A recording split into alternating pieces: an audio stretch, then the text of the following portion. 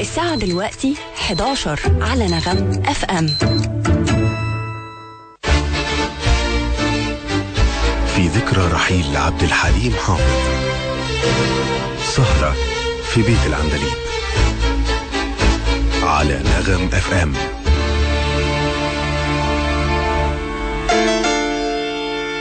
مساء الخير لكل مستمعي نغم اف ام 105.3. هو ده الراديو. الحقيقة يا جماعة النهاردة بنحتفل مع بعض بذكرى الراحل العندليب عبد الحليم حافظ، فاحتفال خاص جدا جدا من إذاعة نغم اف ام. هكون معاكم بسنت بكر من جوه بيت عبد الحليم حافظ. حالا أنا دلوقتي قدام برج زهراء الجزيرة، طبعا اللي شهد العمارة اللي شهدت حياة عبد الحليم الفنية وذكريات كتير. من جوه بيته هيبقى معانا تفاصيل كتير، هنعيش ساعة من أجمل الذكريات. الحقيقة أنا متلخبطة لأنه إحساس كده مليان شجن على فرحة إن أنا داخلة بيت العندليب عبد الحليم حافظ من الزمالك ومن أمام بيت عبد الحليم حافظ. بصحابكم أنا حالا دلوقتي في العربية، وواحدة واحدة وإحنا ماشيين مع بعض كده هوصف لكم من أول ما وإحنا داخلين لغاية ما هنوصل جوه لأوضة نومه، لدولابه، لصالون البروفات، لغرفة الاستماع. هكون معاكم بسنت بكر ولمدة ساعة من دلوقتي في ذكرى العندليب. سهرة في بيت العندليب على نغم اف ام. دلوقتي احنا داخلين من ريسبشن العمارة. على يميني في مراية كبيرة جدا جدا.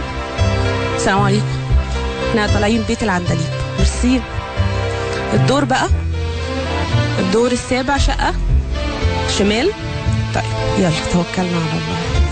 الأسانسير اللي استخدمه أكيد عبد الحليم في طلوعه للبيت ونزوله، وهو رايح يحضر حفلاته، وهو رايح الطيارة علشان يتعالج برا.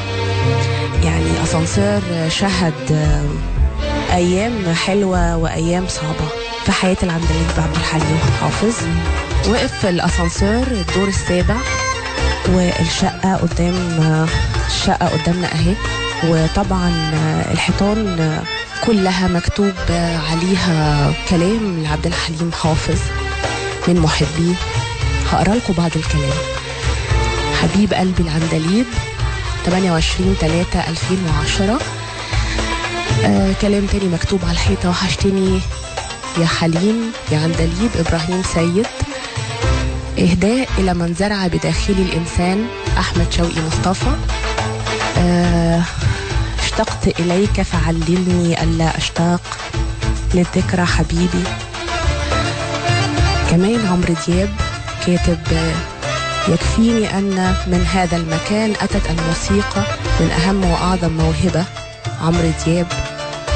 تامر حسني كمان كاتب فوق: يا حليم يا عبقري يا أسطورة، يا حليم يا عبقري يا أسطورة، الله يرحمك ويسعدك في جنة الخلد، وقدر ما أسعدتنا وعلمتنا الحب والغنى والإحساس. تامر حسني 21/6/2008.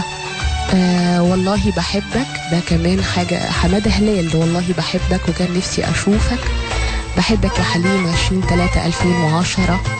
كمان غدير من سوريا كاتبة العندليب أعز الناس بتاريخ 22/7/2009. جملة مكتوبة كمان على الحيطة: يا فرحة كانت مالية عينيا واستكترتها الدنيا عليا. كل ده طبعا مش هلحق أقرأ لكم كل الحاجات، يمكن كلام كتير والمشاعر مختلطة جدا جدا يا جماعة. حالا هضرب الجرس. سهرة في بيت العندليب مع بسنت بكر على نغم اف ام.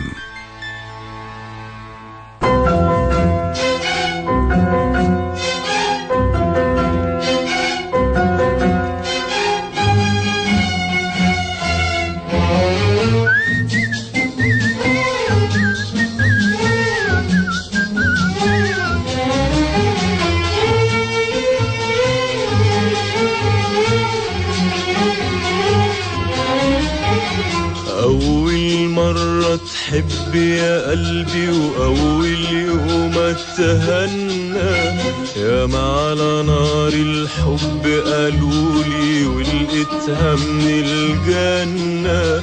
أول مرة تحب يا قلبي وأول يوم اتهنى، يا ما على نار الحب قالولي ولقيتها من الجنة. أول مرة أول مرة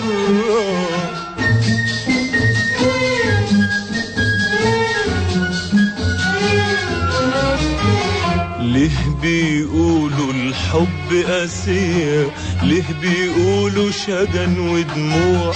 أول حب يمر عليا قتل الدنيا فرح وشموع. ليه بيقولوا الحب قاسية، ليه بيقولوا شجن ودموع؟ أول حب يمر عليا قتل الدنيا فرح وشموع.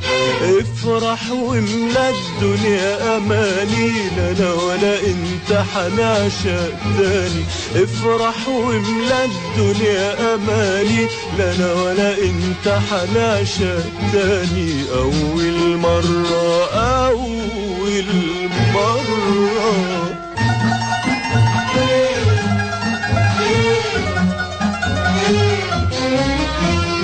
أول فرحة تمر بقلبي وأنا هايم في الدنيا غريب، ولا أحكي ولا أخبي ولا أوصفها لكل حبيب. أول فرحة تمر بقلبي وأنا هايم في الدنيا غريب، ولا أحكي ولا أخبي ولا أوصفها لكل حبيب. افرح واملا الدنيا أماني، لا أنا ولا أنت حنعشق تاني. افرح واملا الدنيا أماني، لا أنا ولا أنت حنعشق تاني. أول مرة أول مرة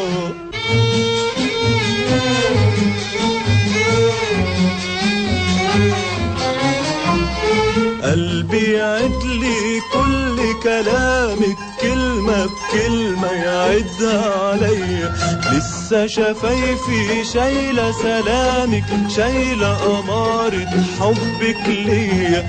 افرح واملا الدنيا أماني، لا أنا ولا أنت حنعشق تاني. افرح واملا الدنيا أماني، لا أنا ولا أنت حنعشق تاني. أول مرة أول مرة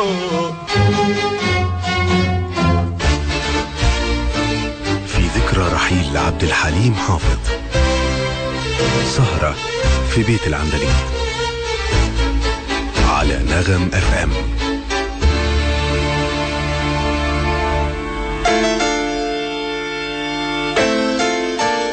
أستاذ محمد، مساء الخير. نور يا فندم، ازاي حضرتك؟ ايه الاخبار؟ تمام الحمد لله، انتوا كويسين؟ احنا كويسين جدا. انا مش مصدقه ان انا في بيت عبد الحليم. بيت عبد الحليم لكل جمهوره واحبائه. هنقضي بقى ليله معاكم النهارده من بيت عبد الحليم.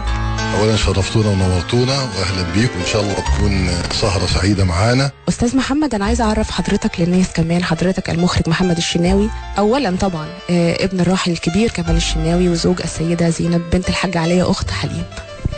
صحيح فعلا. مذاكره انا كويس؟ كويس، برافو عليك. طيب هنقعد فين؟ اتفضلي في الصالون، المكان اللي كان بيفضله عبد الحليم. ده صالون البروفات يا استاذ محمد.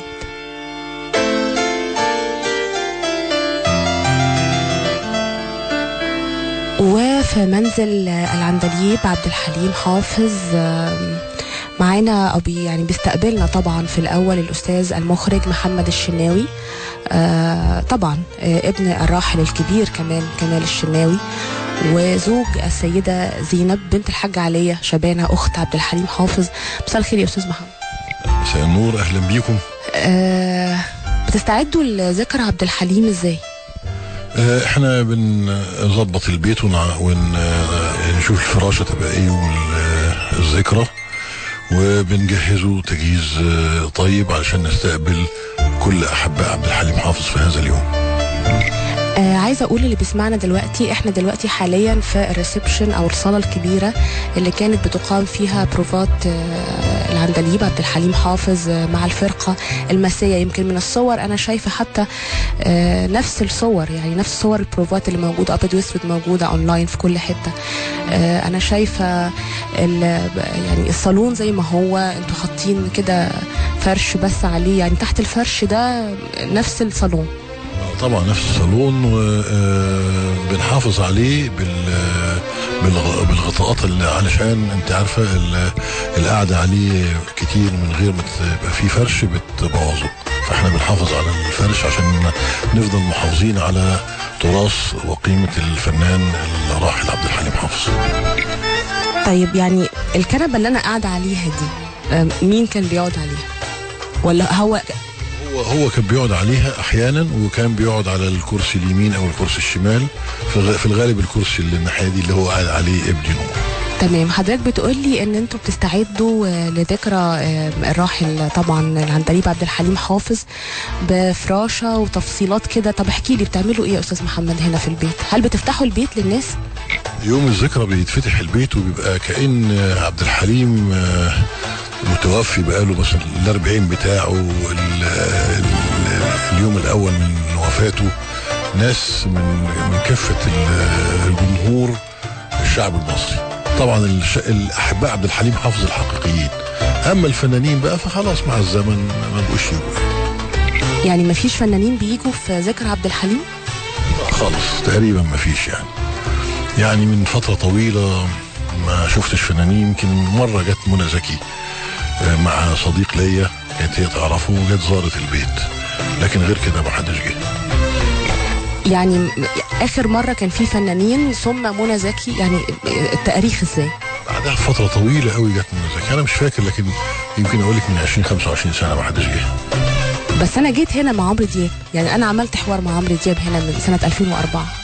دي كانت اخر مره، ما كانش يوم ذكرى عبد الحليم، كان يوم 1 ديسمبر 2004. وهو كان جه لظروف خاصه، يعني ما كانتش لها علاقه بالذكرى، لها علاقه بانه كان في صحافه كتبت كتير عن اساءات عمرو عبد الحليم، فهو جه علشان يبين انه ده هو بيعتز بفن عبد الحليم وبيعتز بقيمه عبد الحليم، وبيثبت للناس انه هو علاقته بعبد الحليم كاستاذ وكفنان ما حصلش فيها ما يعني اي اساءه منه. الحقيقه انا محتفظه بالتسجيل، لان كنت انا من ضمن الصحفيين اللي غطوا زياره عمرو دياب لبيت عبد الحليم. يمكن كانت الزياره الاولى، ودخل افتكر الحاج عليا كان قبل بوفاتها بحاجه بسيطه. هو جه يوم 1 ديسمبر والله يرحمها الحاج عليا توفت يوم 10 ديسمبر. تمام. في الحوار ده عمرو دياب متكلم على عبد الحليم، ومتكلم كمان على نور الشناوي ابن حضرتك وحفيد عبد الحليم، ومعانا تسجيل كمان على فكرة نور وهو بيغني، ومعانا كمان رأي عمرو دياب في نور. ده كان لسه انا شايفه ما شاء الله يعني شبه عبد الحليم قوي. هو نور بيدرس موسيقى من هو عمره 7 سنين على ايدي كبار اساتذه الموسيقى في مصر، من ضمنهم الدكتور عاطف عبد الحميد، الله يرحمه الشيخ محمد الهلباوي، دكتور زين ده دكتور البيانو بتاعه، وعلاوه على بيدرس جيتار، بيدرس ودرس في الترينيتي ده من انجلترا، كان بيتعلم فيه، بياخد سولفيج وبيانو. الهلباوي ده يعني انشاد، يعني الهلباوي ده الاسم ده يعني انشاد. هل نور درس الانشاد الديني؟ درس الانشاد الديني على ايده. طيب احنا هننتقل لنور، يعني لانه لازم ننتقل لنور. بس انا عايز اعمل حوار مع نور من اوضه عبد الحليم حافظ. موافق يا نور؟ يلا بينا. يلا بينا. سهرة في بيت العندليب مع بسنت بكر على نغم FM.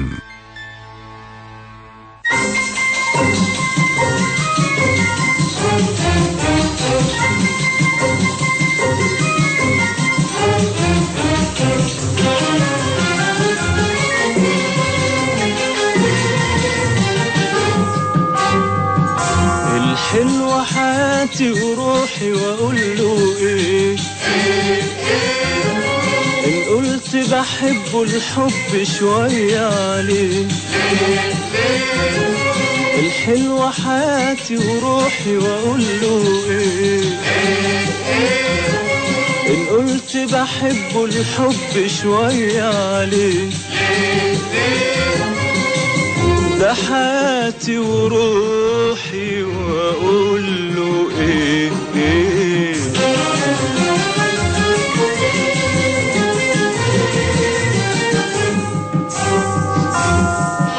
الحلو الغالي شغل بالي ولا عارف ايه اللي جرالي، ولا قادر اقوله على حالي.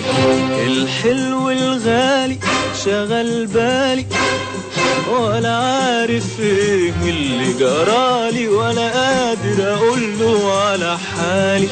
من غير ما يقولي ولا اقوله في عينيا وقلبي الشوق كله، من غير ما يقولي ولا اقوله في عينيا وقلبي الشوق كله.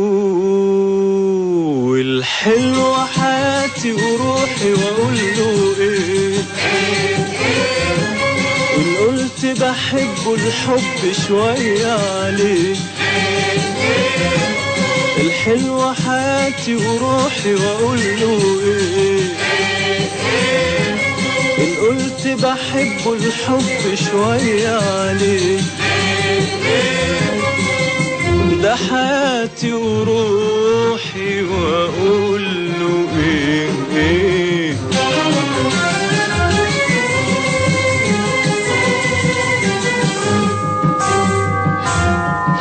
الحلوة حلاوته في عينيا، الشوق بتزيد كل شوية. الحلوة حلاوته في عينيا، الشوق بتزيد كل شوية، والدنيا تغني حواليا من غير ما يقولي ولا اقوله في عينيا وقلبي الشوق كله، من غير ما يقولي ولا اقوله في عينيا وقلبي الشوق كله.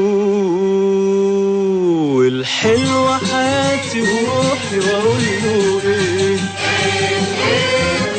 ان قلت بحبه الحب شوية عليه، الحلوة حياتي وروحي واقول له ايه؟ إن قلت بحبه الحب شوية عليه، ده حياتي وروحي وأقول له إيه؟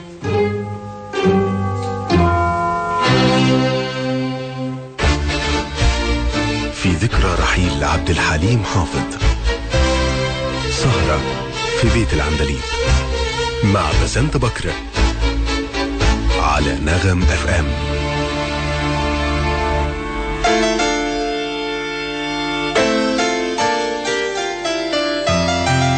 ومن غرفة نوم العندليب عبد الحليم حافظ، الحقيقة يا جماعة مش قادرة أوصف لكم الإحساس لما تبقى بين هذه الجدران اللي شهدت فن عبد الحليم، مرض عبد الحليم.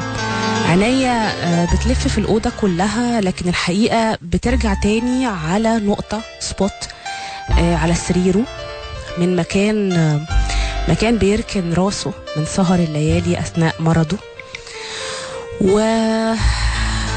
والحقيقة عينيا مش عارفة تروح برا الحتة دي. يعني فعلا ارتباط الفن والإبداع بالآلام، ولا ايه يا نور؟ طبعا اي فنان طبعا بيجتهد في شغله، بالذات عبد الحليم حافظ ان هو كان مريض، كان عنده مرض زي ما احنا عارفين اللي هو فيروس سي، وفي نفس الوقت كان بيشتغل وكل يوم بيشتغل على نفسه، كان بيحب يقدم فن يعني يليق باسم عبد الحليم حافظ. فده كانت حاجة يعني ولاء للشغل وحب للشغل وحب ان هو عايز يطلع حاجات ليها قيمة وليها معنى وليها هدف. على يمنا واحنا قاعدين في أوضة عبد الحليم حافظ كرسيين ووسطهم ده بيك اب. ده كان بيسمع سيديهات هنا وهو قاعد على السرير. طيب ماما مدام زينب اللي خالها طبعا عبد الحليم حافظ نقلت لك تجربتها معاه كفنان؟ طبعا اهم حاجة كفنان ان هو كان بيحب اهله، وده سر نجاح عبد الحليم، ان هو كان عنده ولاء لعيلته، ولاء لفنه، ولاء لجمهوره.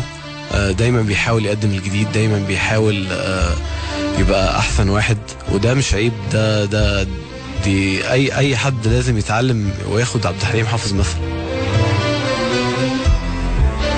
سهرة في بيت العندليب مع بسنت بكر على نغم اف ام.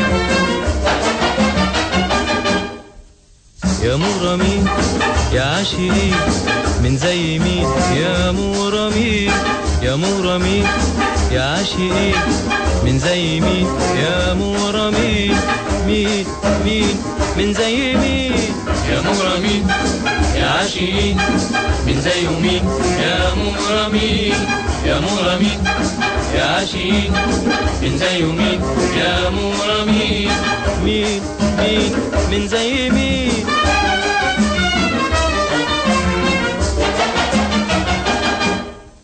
حبيت جميل ملوش مثال في رقته، رمشه كحيل ولا الغزال في نظرته. حبيت جميل ملوش مثال في رقته، رمشه كحيل ولا الغزال في نظرته. وجبينه نور ولا البذور وشعره ليل لكن جميل، وجبينه نور ولا البذور وشعره ليل لكن جميل. قلبي هواه وارتاح إليه وبقيت معاه مشغول عليه. ده فرحتي واسمتي من الحياة وجنتي في دنيتي طول الحياة. ده فرحتي واسمتي من الحياة وجنتي في دنيتي طول الحياة. وقربه كان حلم الزمان. يا مغرمين يا عاشقين من زي مين، يا مغرمين يا مغرمين يا عاشقين من زي مين، يا مغرمين مين من زي مين.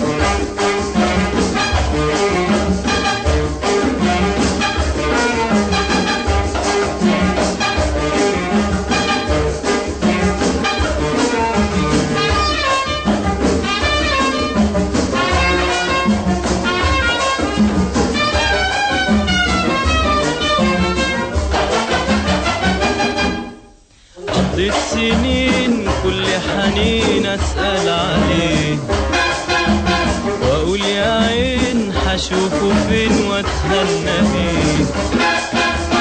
قضيت سنين كل حنين أسأل عليه وأقول يا عين حشوفه فين واتهنى بيه.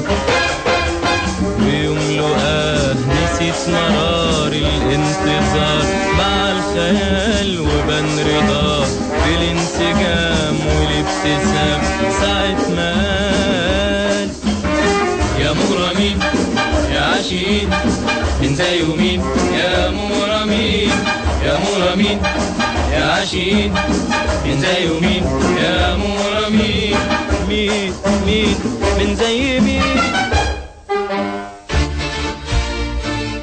في ذكرى رحيل الرحيل عبد الحليم حافظ. سهرة في بيت العندليب مع بسنت بكر على نغم FM.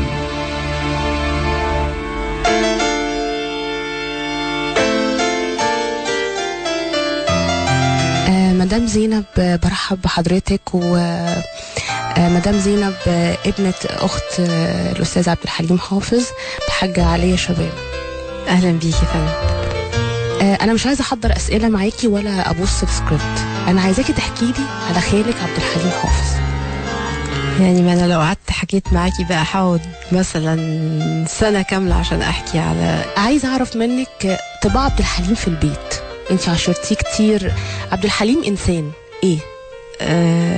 هو عبد الحليم الله يرحمه كان شخصية يعني بينتمي طبعا للحلوات، والحلوات دي فلاحين، فكان يعني في بيته شخص غيور جدا على أهله. بيته كان منقسم قسمين، قسم هو عايش فيه وقسم تاني أهله عايشين فيه. كان بيحاول على قد ما يقدر مش يباعد ما بين أهله وما بين الضيوف، بس يعني يبقى فيه حرمات للبيت، فدي كانت طبعا ميزة ليه قوي. طب احكي لي موقف كده زي ايه يعني مثلا؟ يعني مثلا حياته كان بيعمل بروفات هنا في الجناح بتاعه. لو مثلا اي حد بيفكر ان هو مثلا يخش عندنا الجناح التاني، يدخل حمام، عايز ميه، عايز حاجة، كان بيقطع البروفا ويجي وراه يشوف مين اللي داخل، يعني ليه داخل. دي طبعا كانت حاجة يعني جميلة فيه، يعني حد داخل بيته واللي داخله ده هو يعني عارفه، بس هو في النهاية برضو عارف ان دول ستات واهل بيته، فما بيحبش حد غريب يخش عليه. شرقي جدا جدا يعني. حتى هو كان عنده فيلا في العجمي، وكان في انا واماني بنت شحاته ابن خالته، وفي ابتسام بنت اسماعيل، ومحمد شبانه ابن اخوه. كنا بنتحايل عليه كتير انه ياخدنا معاه، كان اوقات كتيره بيرفض. طب ليه؟ عشان خاطر يعني انا ليا حياتي وليا اصحابي وانتوا لسه صغيرين، وما بحبش عمليه احتكاك حد، يعني عنده طابع شرقي جامد قوي. يعني دي صورة جديدة، يعني الناس بتاخد صورة عن الفنانين ان هم بتبقى حياتهم منفتحة، ما عندهم حريات. لا، احنا ما كانش فيه انفتاحية خالص، حتى حفلات عمرنا ما حضرناها. يعني الحفلة الوحيدة اللي سمح لنا بحضورها اخر حفلة بتاعت قراءة الفنجان في نادي الجزيرة، وكان يعني طول الحفلة لو الحفلة دي مسجلة هتلاقي حياتك بيبص على الصف اللي احنا قاعدين فيه، احنا قاعدين ازاي، بنعمل ايه، ما كناش نقدر نضحك، كنا بنخاف، يعني مش بنخاف منه، بنحبه وبنحترمه قوي. كان حنون جدا، على كم الحزم اللي عنده على قد كم من الحنان قوي قوي. علاقته بيكوا كأطفال يعني كنتوا تخافوا منه؟ كان يلعب معاكوا؟ لا، هو مش كنا بنخاف منه قد ما كنا بنحترمه، وبنبقى فاهمين يعني امتى ندخل وامتى ما ندخلش عليه. يعني في اوقات مثلا ما بيبقاش عايز حد يخش من اهل بيته، فبالتالي خلاص بنلتزم ان احنا بنبقى في الجناح بتاعنا، ما بنجيش عنده. انما حنية لا طبعا، بيحبنا، كان بيراعينا، كان بيحب قوي يعرف احنا في الدراسة ماشيين ازاي، بننجح، كان بيتمنى ان احنا كلنا نبقى متفوقين. لو كان طبعا لو تفتح عمل الشيطان، بس كان نفسه قوي محمد الصغير يسفره بره يكمل تعليمه، ابن بس ما مهلوش القدر يعني. لا طبعا احنا كنا كل حياته، لانه هو ما كانش متجوز وما كانش عنده اولاد، فبالتالي ولاد اخته وولاد اخوه هم اولاده. سهرة في بيت العندليب مع بسنت بكر على نغم FM.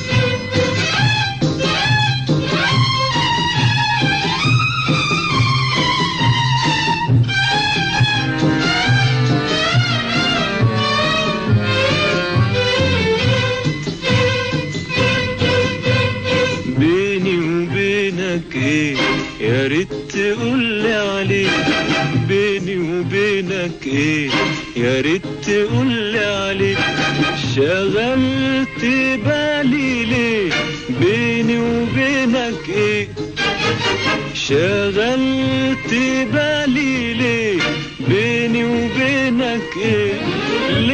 ليه شغلت بالي ليه؟ بيني وبينك ايه؟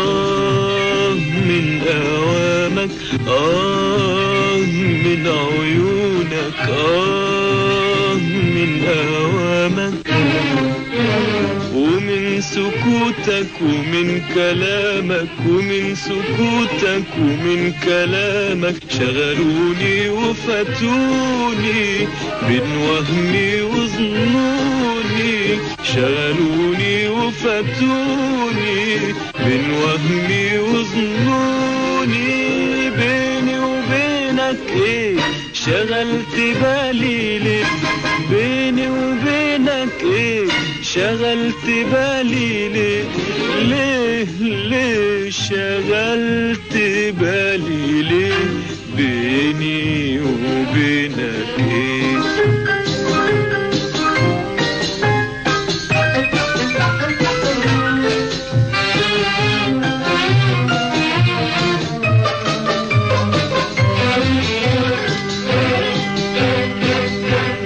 داري جمالك وعطف قلبك داري جمالك وعطف قلبك وبعد خيالك عني لحبك تشغلني وتنساني وتطول حرماني تشغلني وتنساني وتطول حرماني بيني وبينك ايه شغلت بالي ليك بيني وبينك ايه شغلت بالي ليك ليه شغلت بالي ليك بيني وبينك ايه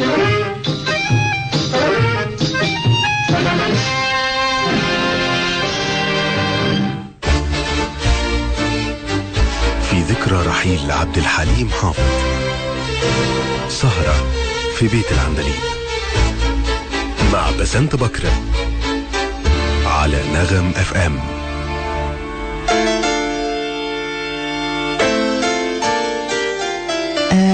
مدام زينب خليني برضو أسألك عبد الحليم حافظ يعني على مدى 40 سنة رحيل وما زال يحتفظ بهذه الأسطورة في قلوب المصريين والعرب. ايه السر ازاي كده؟ هو في سر يمكن الناس او اغلب الكلام بيدور على ان هو فنان وبس، محدش بيحاول قوي يخوض في شخصية عبد الحليم. عبد الحليم كان شخصية فيها حاجات كتيرة قوي عملت يعني نوع من الألفة بينه وبين الناس. عبد الحليم متيتم، فكان بيحس قوي بآلام اليتيم، بيحس قوي بناس محرومة من أمها وأبوها بيرعيهم. عبد الحليم كان حياته فقيرة في الأول حياته، قد إيه كان بيحس بالناس الغلابة، بيحس يعني عارفة حياتك يعني بيتفاعل معاه إزاي ده كده، لا ده أنا لازم أساعده، لا لازم أخد بالي منه، أنا قبل كده اتخبطت وعارف يعني إيه فقر، عارف يعني إيه يتم. فدي برضو عملت نوع من التواصل بينه وبين الناس بجد. يعني كان بيحس بالناس جدا جدا، يعني بجد والله ما شفت حد عنده درجة من الإحساس العالية زيه بصراحة. تعلمنا منه الإحساس. يعني كان دايما يقول إيه مثلا، أنا هديكي مثال، لو عنده مثلا طباخ واقف بيطبخ أو حد سفراجي واقف بيغسل طباق حاجات كده، يقول يا جماعة فكروا شوفوا هو قد إيه بيتعب، وقفوا اغسلوا انتوا مكانه هتعرفوا قد إيه هو بيتألم وهو بيغسل، قد إيه بيتعب، عشان كده ما ترهقوهوش. يعني عارفة بصي حياتك قد إيه الإحساس حاجة جميلة بصراحة. يعني قد إيه بيقف وبيتعب وبيبقى نفسه ينام، لازم تسيبوه ينام، لازم تسيبوه يريح، ما تتأمروش على حد، ما تطلبوش حاجة من حد بتناكة أو بقلاطة، تعرفوا إن إحنا كلنا زي بعض. يعني ربنا بيفرق بيننا وبين بعض بتعاملاتنا اللطيفة، مش لا بغنانا ولا بفقرنا يعني كده. افتكر ان ده كلام اول مرة يتقال عن عبد الحليم. احكي لي كمان، انا عايزة اعرف كمان عن عبد الحليم الانسان اللي هو خاله حليم يعني. كان حاجات كتيرة والله، يعني مثلا في خالته كان في الحلوات في الشرقية، فكانت بتيجي تزوره، وانت عارفة زمان كانت الستات لما بيجيبوا الحاجات بتاعتهم في بقجة، مش شنطة سفر. ما كانش بقى حضرتك ينزل يشوفها فيقول اصل دي مش خالتي عشان انا عبد الحليم حافظ، بالعكس بينزل وبيشيل البقجة وبيطلع بيها ويوصلها لحد البيت ويطمن عليها وينزل تاني.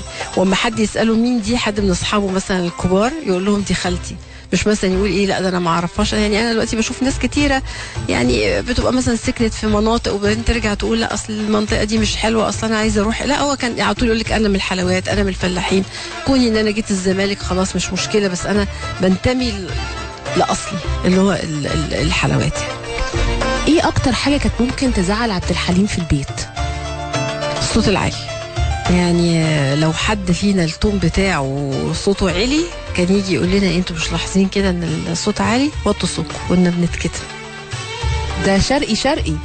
لا هو حتى كمان في حواراته معانا كان صوت واطي، يعني حتى لما كان بيحتد او بيزعق برضه بصوت واطي، او ببلاش صوت واطي، بالنظره. سهرة في بيت العندليب على نغم FM.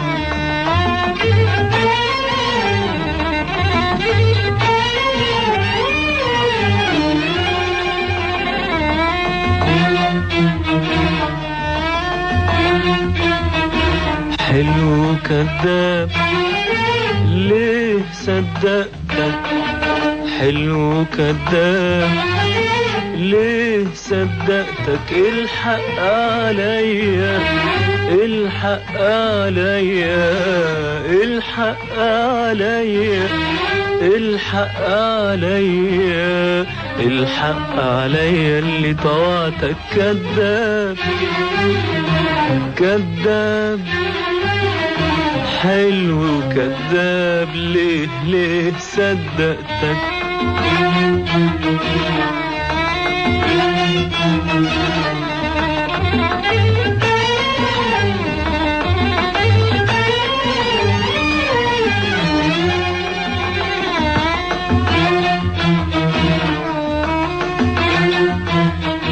ليه تكذب عليا من اول معاد، ده حرام القاسي. ليه تكذب عليا من اول معاد، ده حرام القاسي. لو تطلب عينيا امشي لك بلاد واجيبهم هديه، لو تطلب عينيا امشي لك بلاد واجيبهم هديه. وفيها ايه لو جيتني تسلم بس وتفوتني؟ حلو كذاب ليه صدقتك، حلو كذاب ليه صدقتك، الحق عليا الحق عليا الحق عليا الحق عليا الحق عليا اللي طوعتك كذاب كذاب حلو كذاب ليه صدقتك.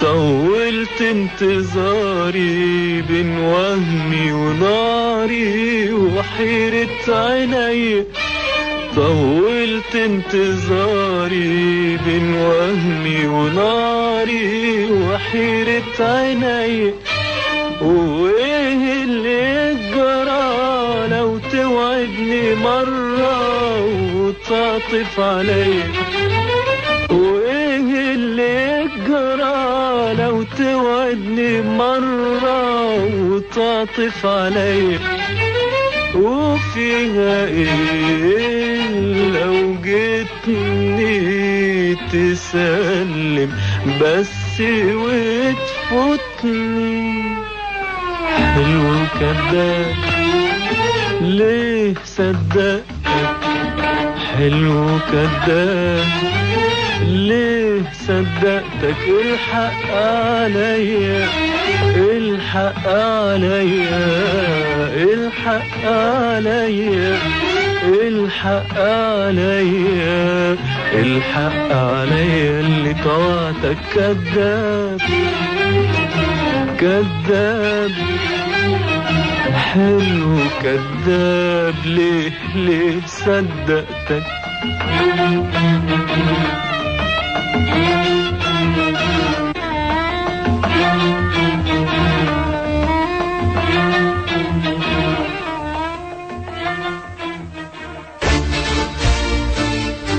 في ذكرى رحيل عبد الحليم حافظ، سهرة في بيت العندليب مع بسنت بكر على نغم FM.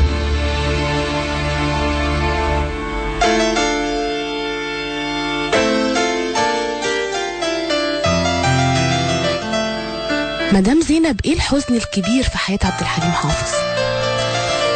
لا دي أحزان يعني حاجات كتيرة. مثلا في قارئة الفنجان حزن قوي قوي وعيط جامد يعني، ونزف بعدها لأنه يعني ايه خذلوه بجد. يعني ممكن يبقى الله اعلم بقى، يعني ايه الناس تقول لك اساء التصرف، هو ممكن ما يبقاش اساء التصرف، الله اعلم هو ايه الظروف اللي وصلته للمرحله اللي هو وصل لها دي. يعني وقعت تحت ضغط نفسي وصله لكده. بس هو زعل قوي ان زي ما تقولي ايه محوا له تاريخه باستيكه وافتكروا له اللحظه دي بس، فدي ضايقته قوي بجد، جرحته قوي. و يعني إساءة بعض الأصدقاء ليه، يعني كان برضو أكيد بيحصل إساءات من أصدقاء معينين ليه، ناس ما بتقدرش قد إيه هو كان مثلا ممكن يكون بيساعدها بيحبها، يسمع من حد تاني إن هو مثلا قالوا عليه كلام مش لطيف، دي كان بيضايقه قوي. وكان يتصرف إزاي لما يعرف كده؟ لا بالأمانة يعني كنت دايما أشوفه بينعزل شوية، مش بينعزل يعني يخش في مود نفسي مش حلو، لا بس يعني بيتقوقع كده في ذاته شوية، بيصعب عليه نفسه قوي قوي. بس هو كان قوي فما كانش بيحب يبين قوي ان هو بيصعب عليه نفسه. كان بيقول لك ايه دايما يعني ايه مش اللي بيبكي على فكره، هو الرجاله حتى لو عيطت ده مش عيب. يعني انا بشوف ان البني ادم لما بيتعب او او لازم يعني يفرغ الطاقه، بس هو كان نادرا ما بيعيط.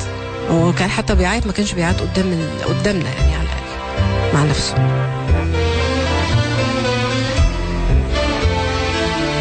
سهرة في بيت العندليب على نغم FM.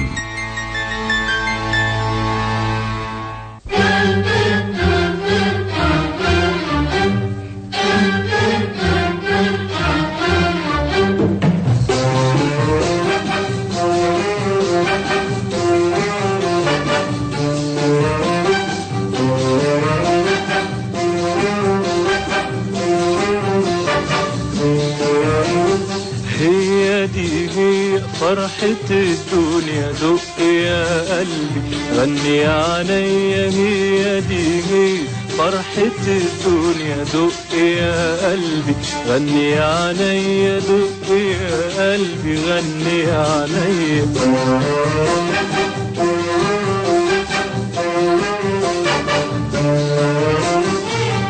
ابتسامتها ويا رقتها حلاوتها وردة بتفتح يا حلاوتها ابتسامتها ويا رقتها وردة بتفتح يا حلاوتها وانت يا قلبي ياللي حبيتها دي نظرتها لسه في عينيا لسه في عينيا هي دي هي فرحتي الدنيا دنيا يا قلبي غني عليا هي دي هي فرحتي الدنيا دنيا يا قلبي غني عليا دقي يا قلبي غني عليا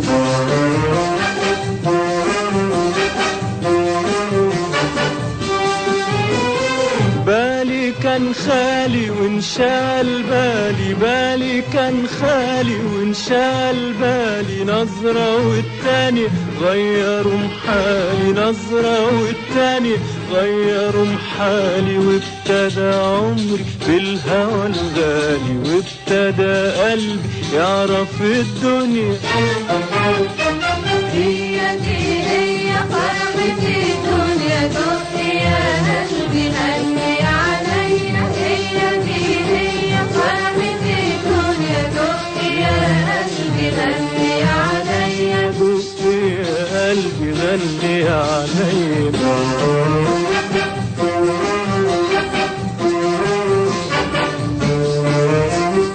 العيون دي هي أحلامي هي عيني حبي وغرامي العيون دي هي أحلامي هي عيني حبي وغرامي نورها حواليا مالي أيامي نورها حواليا مالي أيامي والهنا كل في العيون دي والمنى كل العيون دي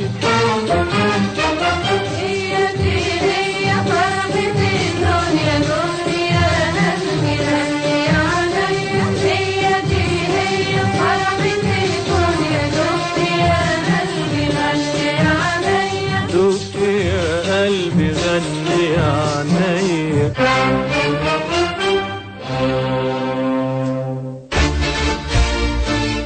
في ذكرى رحيل عبد الحليم حافظ سهرة في بيت العندليب مع بسنت بكر على نغم اف ام.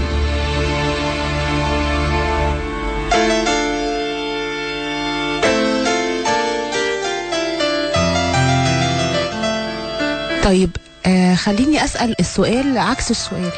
ايه اكتر حاجة كانت تفرح عبد الحليم حافظ؟ حب الناس ليه واعجاب الناس باغانيه، يسعد اهله، دي كانت فرح قوي. ما يبقى جاي وجايب لنا هدوم وجايب لنا حاجات، دي كانت يا سلام يعني سعادة الدنيا. بس يعني دي الفرحة. بس طبعا فنه كان اهم حاجة، نجاحه في فنه ده اهم حاجة. طب احكي لي عن طقوسه لما كان بيعمل غنوة جديدة، كان بيحضر لها ازاي؟ بيختار الكلام الاول، اللحن الاول؟ بيفضي البيت بتاعه وبيجيب فراشة وموسيقيين بييجوا بيعملوا بروفا بتستغرق شهور على حسب الأغنية. كان طبعا هو كان النوم بتاعه مختلف شوية عن الناس، هو كان بينام الصبح وبيصحى بالليل. الصحيان بالليل ده عشان هو كان بينزف، فكان دايما بيخاف يموت ومحدش يلحقه. فكان اغلب الوقت يعني الوقت اللي احنا كلنا فينا صاحيين هو كان نايم، الوقت اللي احنا فيه نايمين هو كان بيبقى صاحي. وبعدين بقى بيفضل بقى يعني يسمع اللحن، بيجي الملحن، بيجي الموزع، بيجي كاتب الأغنية، بيقعدوا معاه وبيبتدوا بقى يتدرسوا في الموضوع، يفهموا، يتكلموا، يغنوا لحد لما توصل الأغنية للنور. بس كان أغنية يعني أنا دلوقتي بشوف الأغاني بتتعمل في 3-4 أيام، أسبوع، لا دي كانت الأغنية بتقعد شهر، وفي أوقات شهرين بروفات بس. يعني قراءة الفنجان قعدت إعداد ليها قبلها شهر، وهنا البروفات تمت في حوالي شهر ونص.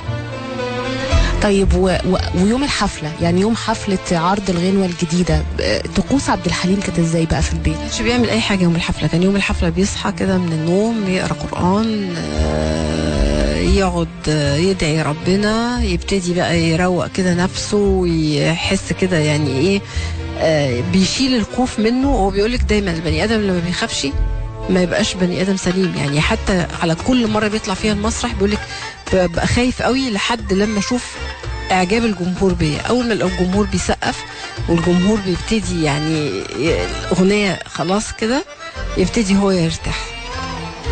انت شايفه عبد الحليم شخص عادي؟ احنا من شويه واحنا في الاوف اير بحضرتك بتحكي لي مدام زينب انه كان الاطفال يناموا في حضنه.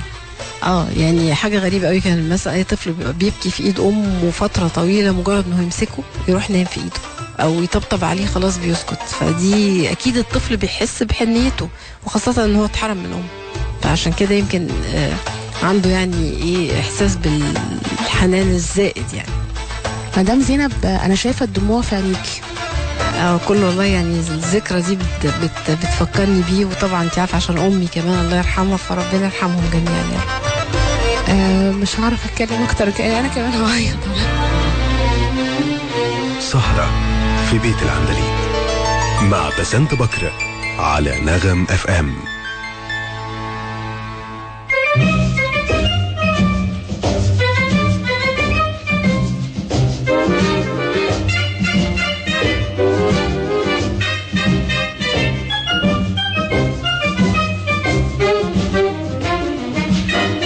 شغلوني وشالوا النوم عن عيني ليالي، ساعة أبكي وساعة يبكي علي حالي.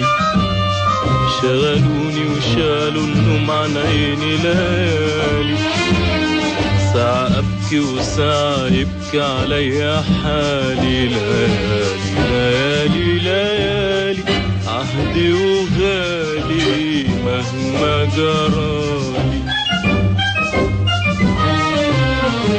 كان الجمال عندي زهرة وبتعدي ما بين خيالي العين. عشق جمالها يوم ويفوت عليها النوم انساها بعد يومين.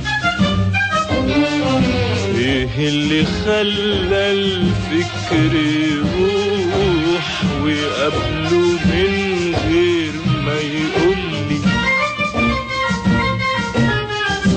مين اللي قال عيون الروح تعشق هواك وتشوفه قبلي؟ شغلوني وشالوا النوم عن عيني ليالي، ساعة أبكي وساعة يبكي علي حالي. ليالي ليالي ليالي عهدي وغالي مهما جرالي.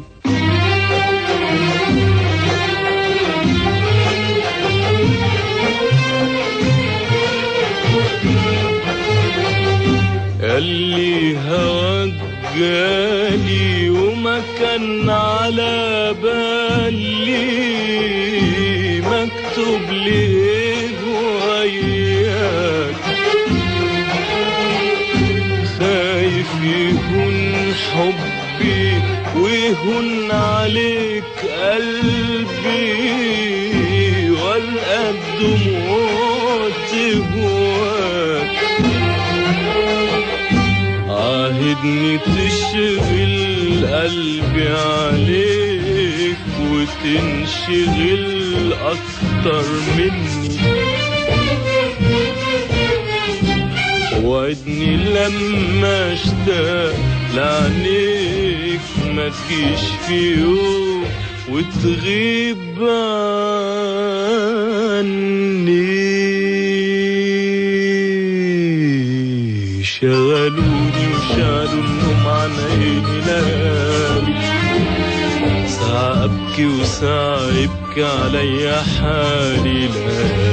ليالي ليالي ليالي عهدي وغالي مهما جرالي. في ذكرى رحيل عبد الحليم حافظ، سهرة في بيت العندليب مع بسنت بكر على نغم اف ام.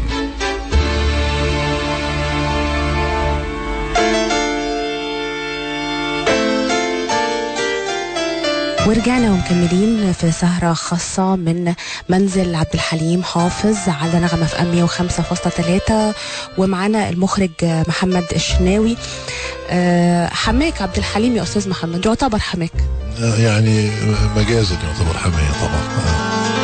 طبعا حضرتك ابن النجم الكبير الراحل كمال الشناوي، هل هو ده كان سبب الصلة ما بينك وما بين بيت عبد الحليم؟ هما كانوا صحاب على المستوى الإنساني؟ زينب بنت عمي عبد القادر الله يرحمه كان متجوز الحاجة علية ووالدة زينب واخت عبد الحليم، فاحنا كنا ولاد عم. يعني العلاقة بيننا كانت علاقة أسرية قبل ما تكون علاقة جواز. طيب كان ليك ذكريات مع عبد الحليم؟ يعني اتقابلتوا قبل كده، قعدتوا مع بعض، حاجة جمعت بينكم؟ كنت بزوره في البيت كتير بس على فترات متباعدة. كان في حفلة نبتدي من الحكاية عزمني على الحفلة ورحت حضرتها، كانت في نادي الترسانة في يوم ميلاده سنة 1975 30/6. جيت هنا احتفل مع الأسرة على مناسبة العيد الميلاد، وهو يعني كان عايز يعمل فيها حركة لطيفة بس ما عرفش يعملها. هو كان بيحب يعمل مقالب شقية للي بيحبوهم، وده كان دليل انه يعني بقى في نوع من انواع المودة والمحبة يعني. فنادى عبد الرحيم وقال له هات لمحمد ازازة كنز. كانت الكنز بتبقى مستوردة من بره، وكانت لما بتتلج بتبقى الصودا فيها عالية جدا، فمجرد انك تفتحي الكنز تنفجر في البتاع. فعايز يضحك بقى، وانا كنت في المناسبة دي جاي ازوره ورايح حفلة واحد صديقي ولابس بدلة بيضة، كان صيف، لابس بدلة بيضة وقميص منقط بأزرق، والبدلة فيعني البدلة كانت هتبقى ايه تصفر كلها. فاشرب يا محمد، قال لي عبد الرحيم، قال له افتح له، قال له لا خليه هو يفتحها. فلا خليه يفتحها دي انا خلاني اشك يعني بصيت للكنز ما كنتش اعرف ما فيش كنز في مصر، فبتتفتح ازاي؟ قعدت كده افكر شويه وبعدين قلت اتكلم معاه شويه. فبتكلم فبقول له انا حضرت الحفله وبس كان في مشاكل. قال لي ايه المشاكل؟ قلت له يعني ممكن اتكلم؟ قال لي طب اتكلم.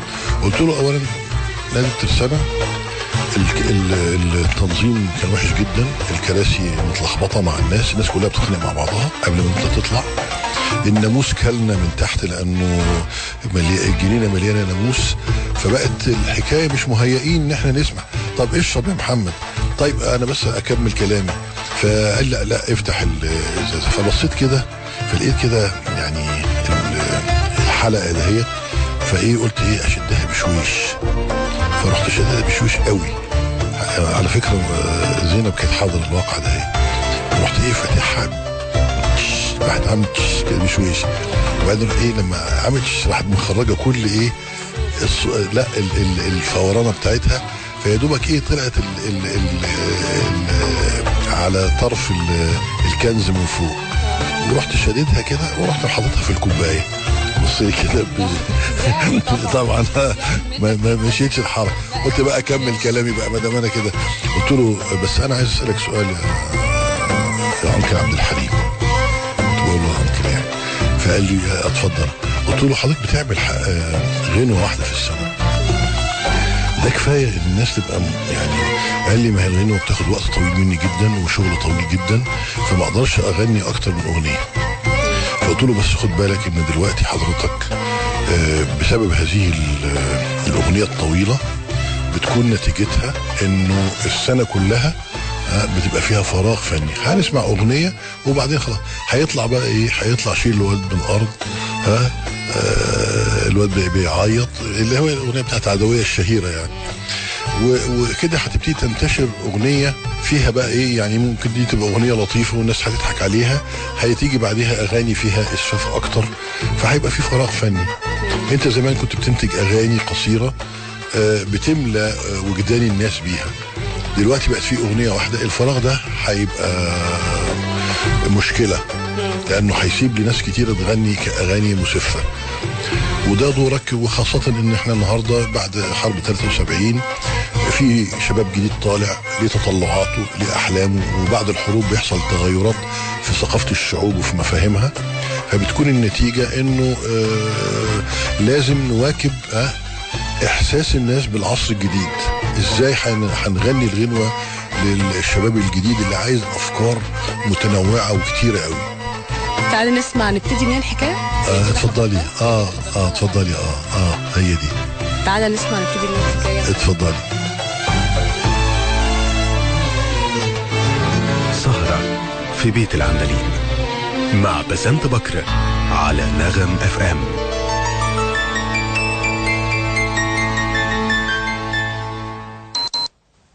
الساعة دلوقتي 12 بعد نص الليل على نغم اف ام.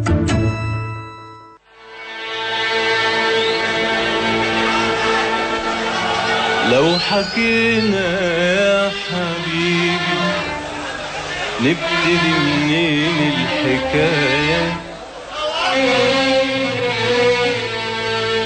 ده احنا قصة حبنا ليها أكتر من بداية.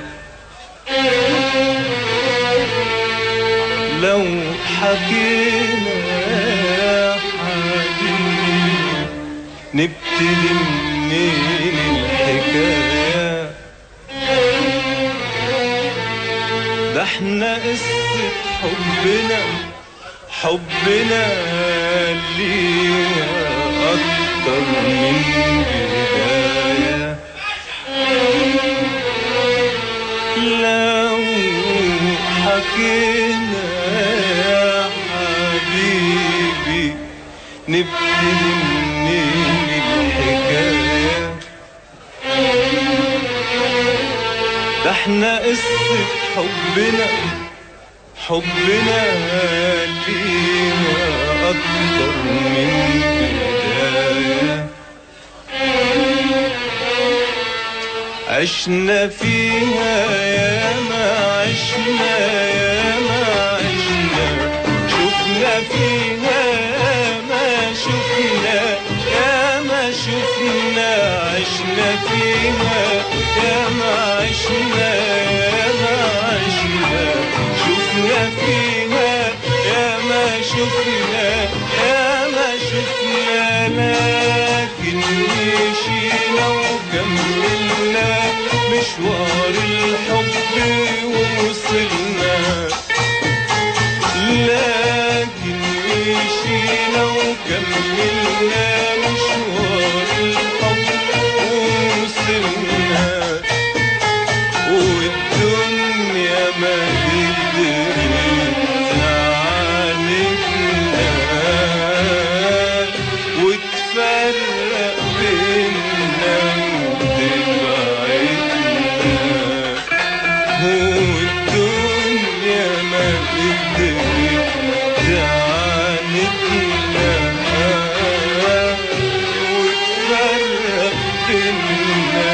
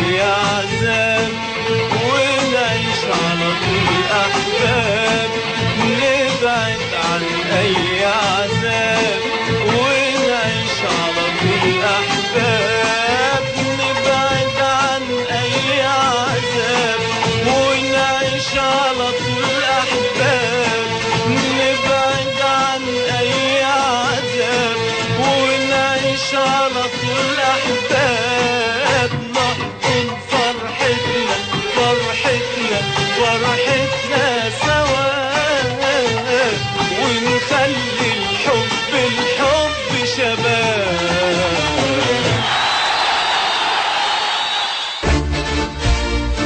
في ذكرى رحيل عبد الحليم حافظ سهرة في بيت العندليب مع بسنت بكر على نغم اف ام.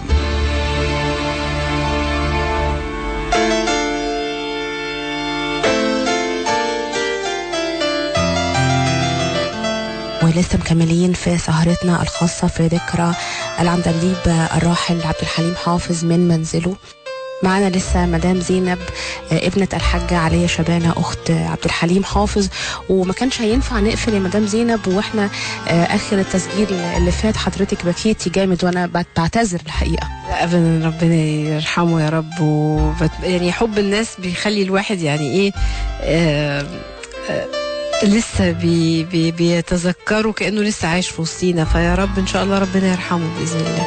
واكيد حب الناس اللي موجود لغايه النهارده يعني ده كده يعني سلوى ليكي اكيد. طبعا اكيد ليا ولاسرتي، وهو موجود يعني انا قاعده في بيته طول النهار يعني اي جزء من ركن من البيت بتخيله وهو موجود، هو بيتحرك في البيت، فده بيخلي واحد بيصبره شويه. طب قولي لي ذكريات مفرحه بقى مع خاله حليم، قولي لي بقى حاجات كده بتنسيهاش لما تبقي قاعده لوحدك كده تقولي الله. كان بيحب مقالب، بيحب مش مقالب فينا كولاد مع بعض انا ومحمد واماني، يحب يضحك، يحب ياخدنا النادي يتفسح، نلعب نتكلم، يعني كان عنده روح الدعابة عالية قوي، في حين ان ظروفه الصحيه كانت تقول مثلا يبقى ممكن يتملكوا الياس. لا هو كان سبحان الله كان بيتملكوا الفرح اكتر من الياس. محب الحياه جدا جدا، يعني ما كانش عنده ياس خالص رغم مرضه. كان دايما عنده يعني تفاؤل وامل ان بكره هيبقى احسن، وان ربنا ان شاء الله، المرض بامر ربنا يعني، فان ان شاء الله ربنا هيشفيه، فكان دايما كل يوم بيصحى بامل جديد. مدام زينب، وانتي في الكلية اكيد او اول حب في حياتك حبيتي على اغاني خالك عبد الحليم حافظ. ايه اكتر الاغاني اللي كنتي بتحبيها لخاله حليم من اغاني الحب واغاني رومانسية، واللي ارتبطتي بيها في بداية ارتباطك بالاستاذ محمد؟ والله انا يعني اغاني الحب انا بحب اغنيتين، هم مش اغاني حب خالص بس انا بحبهم بعشقهم بصراحة، اغنية راح واغنيه ادهم الشرقاوي، الاغاني بتاعت فيلم ادهم الشرقاوي، يعني دول من اكتر الاغاني المميزين عندي. وطبعا بقى باقي اغاني كلها بحبها يعني، بس هم دول اللي بحبهم قوي ومرتبطه بيهم قوي، دايما بقى يعني ما بقعد مع نفسي احب اسمعهم قوي. طب ايه اكتر الحفلات اللي ما بتتفرجي عليها لعبد الحليم حافظ وتقولي ايوه ده خاله حليم مش الفنان عبد الحليم حافظ، كان على طبيعته جدا؟ لا كل الحفلات، يعني ما عمري ما شفته ان هو يعني بشخصيه بتبقى هنا وشخصيه في الحفلات، هو يعني كل الحفلات هو عبد الحليم، هو دخله عبد الحليم. الفنان عبد الحليم حافظ ألقى الضوء على الفرقة اللي كانت بتصاحبه، على مجموعة العمل زي الشعراء زي الملحنين، انتي شايفة ده ازاي؟ يعني أنا شايفاه إن هو كان بيحس إن بيعتبر إن اللحن والكلمات الأغنية والموزع والفرقة الموسيقية والمطرب ده عمل متكامل، فكان دايما كل واحد بيديله حقه، يعني ما كانش بينسب الأغنية لنفسه إن أنا عشان أنا المطرب فيبقى أنا عبد الحليم حافظ، لا ده كان في شاعر وكان في ملحن وكان في فرقة من أصغر عضو لأكبر عضو، فدي طبعا شيء جميل فيه، يعني إنه كان تيم وورك محترم مع قائد محترم مع مطرب محترم، بصراحة كانت حاجة جميلة يعني كنت بشوفها فيه بصراحة. طيب هو قدم طبعا مجموعة من الأفلام في السينما، ايه أكتر الأفلام اللي كان بيحبها عبد الحليم، يعني اللي كان يحب يتفرج على نفسه فيها؟ بالأمانة هو ما كانش بيحب يتفرج على نفسه كتير، يعني كان دائما يعني ما يبقى فيه فيلم ليه يجي ممكن يتفرج على نفسه بس مع نفسه، بس مش في وسط مجموعة، أو لو في وسط مجموعة يعني ما كان بيقعد ساكت، يعني يتفرج وهو ساكت، ما كانش فيه أي انطباع بنشوفه على وشه، يعني سواء كان انه مبسوط أو غير مبسوط، ما كناش بنقدر نستشف يعني هو بيبقى إيه حكايته يعني. طب خليني أختم حواري النهاردة بيوم الذكرى. انتي بتحسي ان انتي يعني مستعدة تستقبلي الناس كل سنة وعلى مدى السنين دي كلها، مستعدة نفسيا، بتبقي سعيدة، بتبقي زعلانة، مختلطة عليكي المشاعر؟ بصي حكاية ان انا ازعل ان انا استقبل ناس عشان عبد الحليم دي استحالة، لان انا بحبه جدا وانا عايشة في بيت انا بحبه وبحب جمهوره، وهو بالنسبه لي يعني انا قاعده في بيته، فدي بالنسبه لي شيء يعني رمز. يعني انا بحس كده ان انا يعني ربنا الحمد لله كافئني كده ان انا افتح البيت ده واكمل المسيره. لا ما بتعبش ابدا بجد والله يعني. بس بروح البساتين وفي بالليل بفتح البيت. بس انا حضرتك مشكلتي ما بقدرش افتح البيت فتره طويله، لان الجمهور عبد الحليم لا يعد ولا يحصى.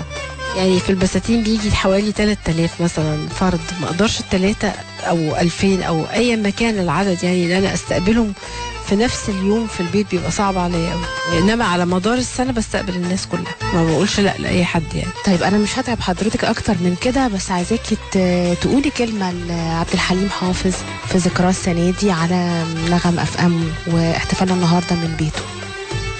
اقول له الله يرحمك، وربنا يا رب يسكنك فسيح جناته، وان شاء الله ربنا كده يجمعنا بيك في الفردوس الاعلى باذن الله. في ذكرى رحيل عبد الحليم حافظ، سهرة في بيت العندليب مع بسنت بكر على نغم اف ام.